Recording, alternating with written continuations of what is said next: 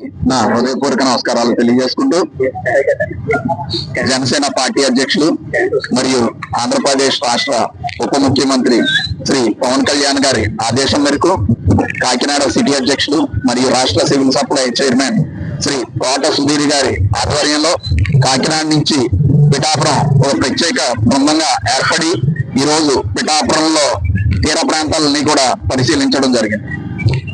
ప్రజలు తీర ప్రాంతంలో ఉన్న వాళ్ళందరినీ కూడా పునరావాస కేంద్రాలకి తరలిస్తూ పునరావాస కేంద్రాల్లో ఎటువంటి సదుపాయాలు ప్రజలకు అందుతున్నాయి అన్ని కూడా ప్రత్యేకంగా పరిశీలిస్తున్నాం.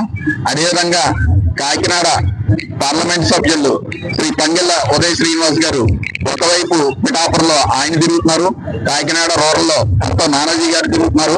అలా ఎవరి కాళ్ళు గుండాలుగా ఏర్పడి ఈ తుఫాన్ని ఎదుర్కోవడానికి సిద్ధంగా ఉన్నాం. అదేవిధంగా ప్రభుత్వం యంత్రాంగాలు కూడా అదేవిధంగా నిరంతరం పనిచేస్తున్నాయి.